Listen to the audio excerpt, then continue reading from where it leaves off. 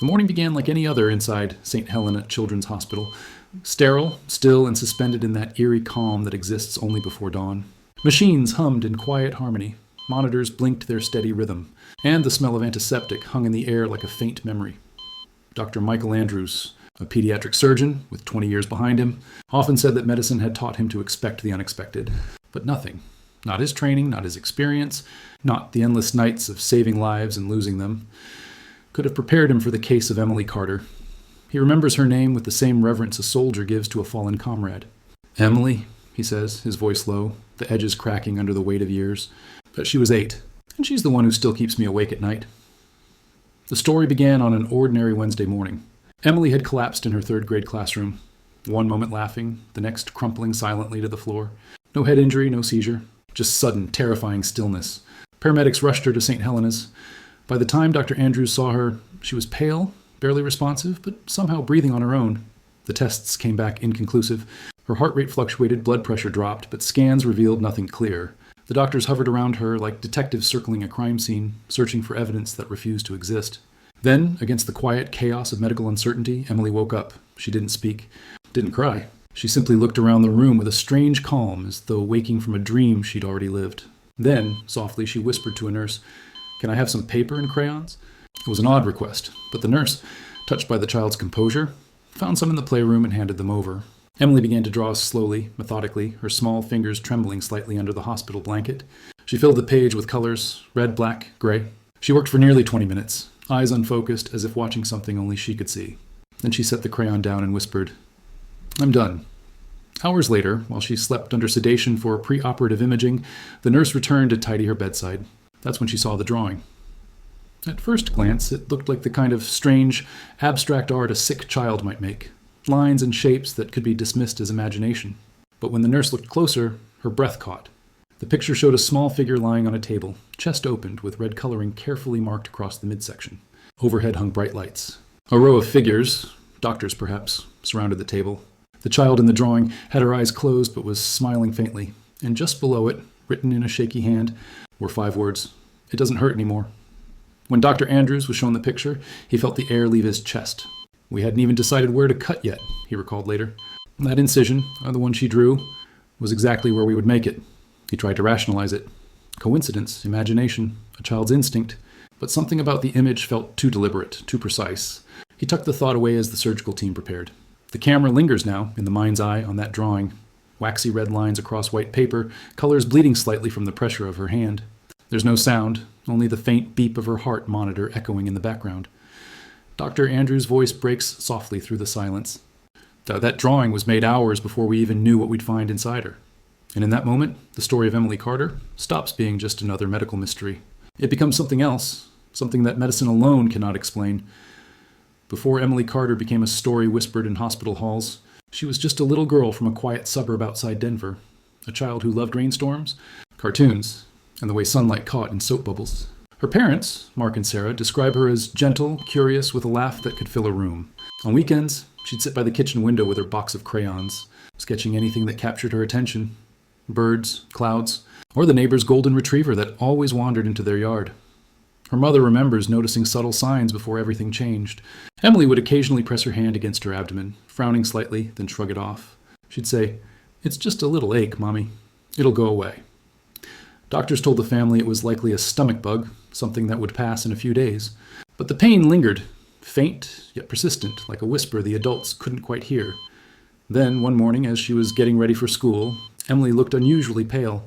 Her father recalls helping her put on her backpack when she suddenly went weak in his arms. Her lips went white, he says quietly. And she just fell. When they arrived at St. Helena's, fear filled every corner of the emergency department. The parents waited in silence, listening to the distant sound of hurried footsteps and clipped voices. And somewhere down that hall, Dr. Andrews first met her. He remembers the strange stillness about her.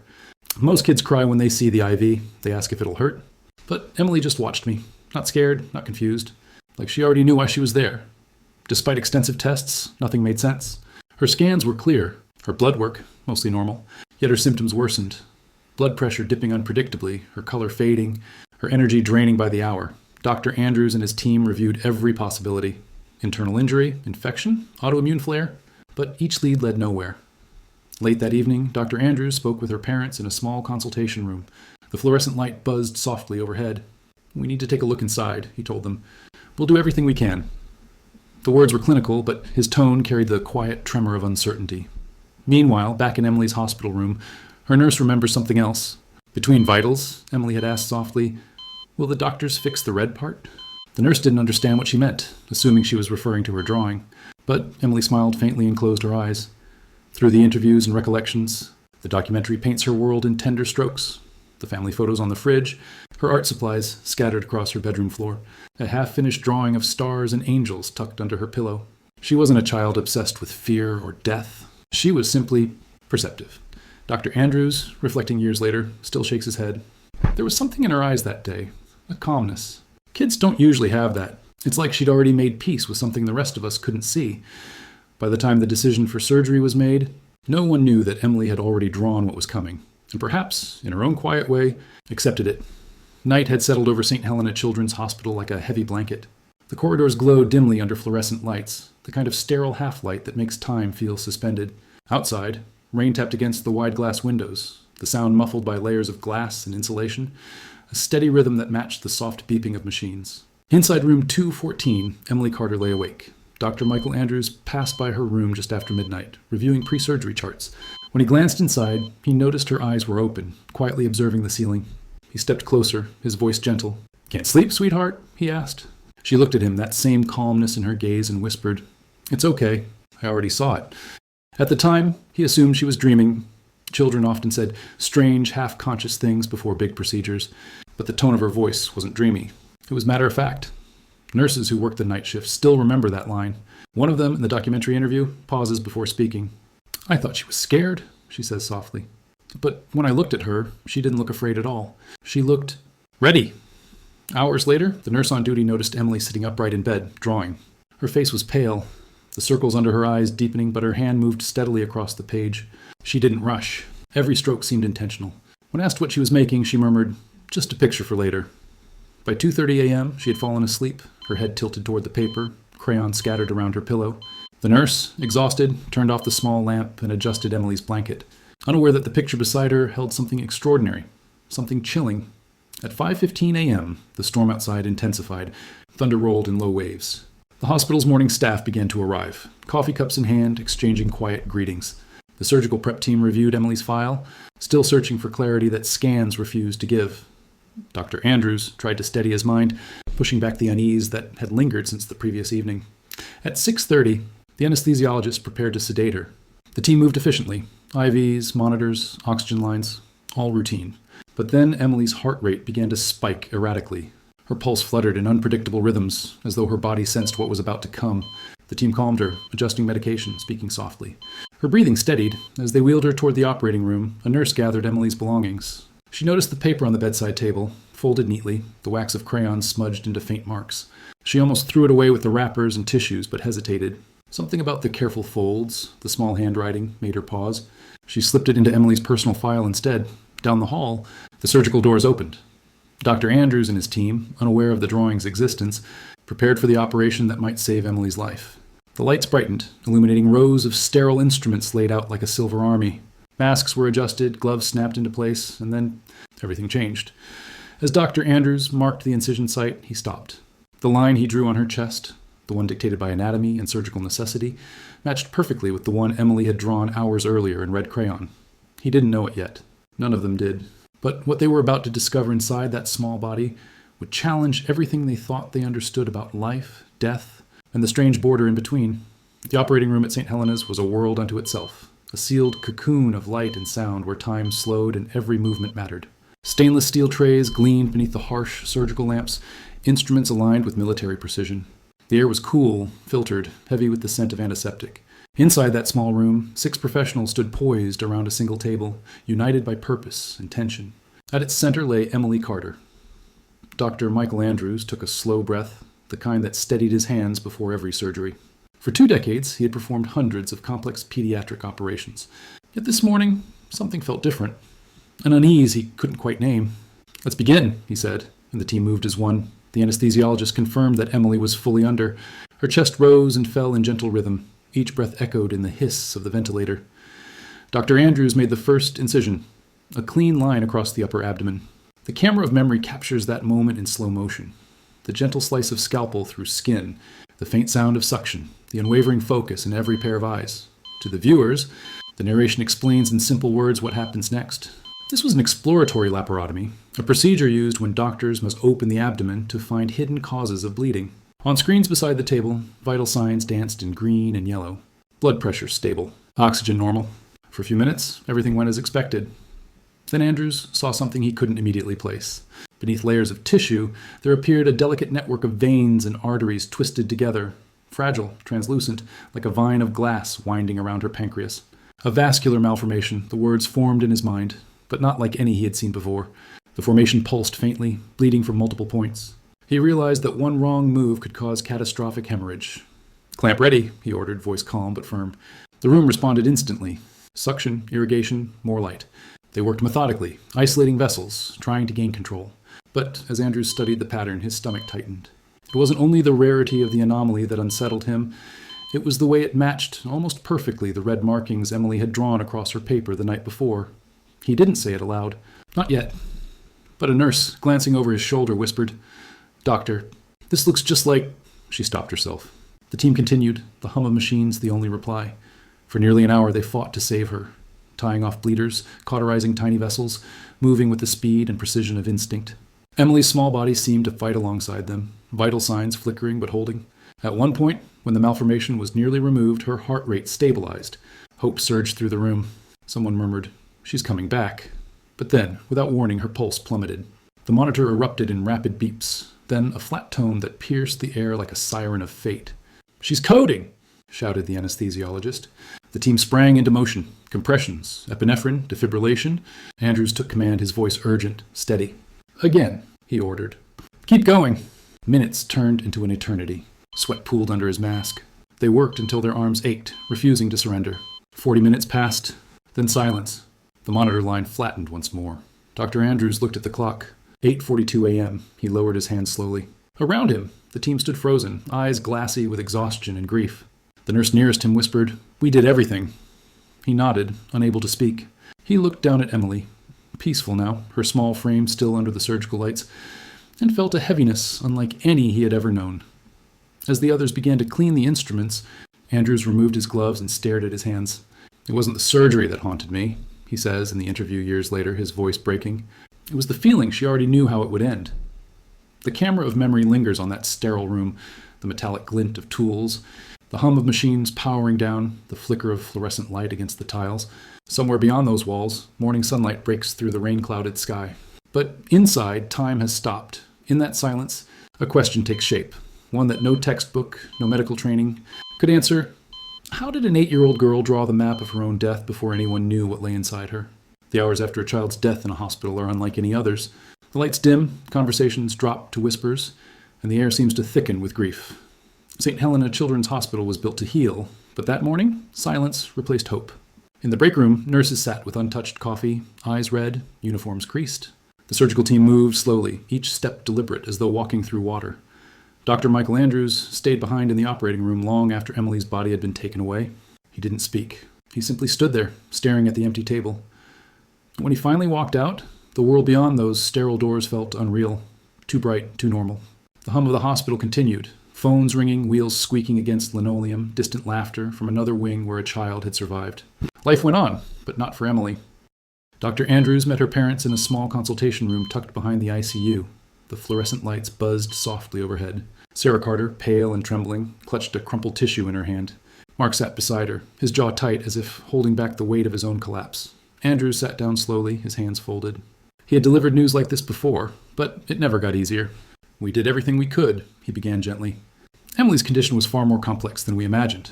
Her heart just couldn't recover. Sarah didn't speak at first. Just silence, the kind that fills a room like smoke. Then she whispered, "Can I see her things?" A nurse brought a small plastic bag containing Emily's belongings, her stuffed toy rabbit, a bracelet she had made from beads, and a folded sheet of paper.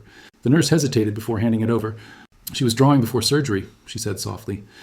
Sarah unfolded the paper carefully, smoothing it out on her lap. Her breath caught. The room seemed to tilt. "Oh my God," she murmured. Mark leaned closer and froze. It was the drawing. the one Emily had made just hours before the operation. The figure on the paper lay under bright lights, chest opened, a precise incision painted in red crayon across the same spot where Dr. Andrews had operated.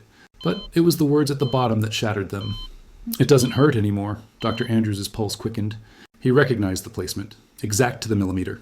The arteries, the shape of the incision, even the instruments sketched faintly in gray. It was all there. When did she make this?" he asked. The nurse swallowed hard. "Sometime during the night, before she went under. The documentary camera would linger here, on their faces, pale and wordless. The parents' grief mixed with disbelief, the surgeon's composure breaking into visible awe. Over the following days, the drawing became a quiet obsession among the staff. Some called it a coincidence. Others, something more. Art therapists examined it, suggesting it might have been Emily's way of expressing fear, a subconscious visualization of what she overheard. But no one could explain the precision. One forensic pathologist later reviewed a photo and said, "This isn't imagination. It's anatomical." Dr. Andrews admits he took a photograph of that paper against hospital policy. "I needed proof," he said quietly. "Proof that it wasn't just in my head." The image haunted him. It wasn't just a drawing. It was a message, one that no one could interpret. Weeks turned into months, yet the memory of Emily Carter refused to fade. For Dr. Michael Andrews, the hospital halls felt different now. Quieter, heavier, haunted. Not by ghosts, but by questions. He had seen countless unexplained recoveries and tragic endings in his career, but this was something else entirely. "I kept asking myself," he recalls, "how could she know? How could a child draw what no scan or doctor could see?" At first, he searched for logic. He turned to colleagues, researchers, and anyone willing to listen. He brought the case, anonymized, to a pediatric medical symposium. The reactions were mixed. Some leaned forward, fascinated. Others dismissed it as coincidence or suggestion. "Children overhear things," one senior physician said. "They sense tension. Maybe she intuited where you'd operate?" Andrews nodded politely, but deep down he knew the explanation didn't fit. The drawing wasn't vague. It was anatomically accurate, down to the smallest detail. The documentary moves through interviews with specialists, neurologists, psychologists, and even spiritual care practitioners. Each offers a theory. A child psychologist suggests that Emily might have entered a heightened intuitive state, where imagination and perception blur. "Children are more in tune with their bodies than adults realize," she explains. "If something inside her was failing, she may have felt the exact area, translating that pain through art." A neuroscientist presents another possibility: interoception, the brain's ability to sense internal changes within the body. "It's possible," he says, "that her brain, aware of abnormal blood flow, constructed a mental image of what was wrong. What she drew could be her mind's way of externalizing an internal signal." But even he admits the accuracy is beyond anything science can comfortably explain. And then there's the third camp, the spiritual interpreters. A hospital chaplain, interviewed in warm lamplight, speaks carefully. "Some people, especially children, seem to exist closer to the veil. They see things, feel things we can't measure. Maybe Emily wasn't predicting her death. Maybe she was making peace with it." The camera returns to Dr. Andrews, sitting in his office years later. His walls are lined with medical degrees, yet his eyes are distant. "Science gave me facts," he says, "but Emily gave me mystery. I still can't decide which one feels more honest." Months after her passing, Andrews visited the Carter family. They welcomed him quietly, offering tea. Their grief softened into something gentler. Sarah brought out a worn sketchbook, Emily's. Inside were drawings filled with light. Stars, hearts, clouds, angels. Each page radiated innocence, not fear. On one of the final pages, in tiny handwriting, Emily had written, "Don't be sad. I'll be okay." Her mother looked up through tears. "She wasn't afraid," she whispered. "She just knew." Andrews turned the pages slowly, feeling that same tremor of awe ripple through him again. A part of him wanted to believe in science, in the predictable logic of medicine. But another part, the part that had stood over that operating table, knew there were things no textbook could teach. In his words, quiet but resolute. "Maybe the line between life and whatever comes next isn't as wide as we think. Maybe some souls cross it before we even realize." And for the first time in his long career, Dr. Andrews began to accept that not every mystery is meant to be solved. So some are meant to be carried. Years passed, but the image of that little girl and the drawing she left behind never left Dr. Michael Andrews. He continued his work as a pediatric surgeon, saving lives, teaching residents, mentoring young doctors who looked at him with the same awe he once had for his mentors. Yet, every so often, in the quiet moments before surgery began, he would remember Emily. He would think of her calm eyes, her faint smile, and the way she seemed to know what was coming, long before anyone else did. He kept her story close, not as a legend, but as a lesson. When he lectured to medical students, he spoke of her case, without names, without embellishment, focusing on the humbling truth that medicine, for all its progress, still walks beside mystery. There's more to healing than science, he would say softly, and more to dying than we understand. The documentary fades into present day. Dr. Andrews in his office, now lined with framed photographs of his patients, the wall behind him illuminated by afternoon light. He picks up a small folder labeled Carter E. Inside, a single photograph, the drawing. The original was returned to the family long ago, but he kept this copy, printed on plain paper. Even after all these years, the colors seem alive. The red of the incision, the pale outline of the table, the words scrawled at the bottom in a child's hand. It doesn't hurt anymore. He studies it quietly. It's strange, he says, that something made by a child could change how I see everything. Not just medicine, but life itself. The film closes with reflections from those who knew the case, the nurse who found the drawing, the art therapist who analyzed it, Emily's parents who finally speak of her not with tears, but with pride. She gave us a message, Sarah says, smiling faintly.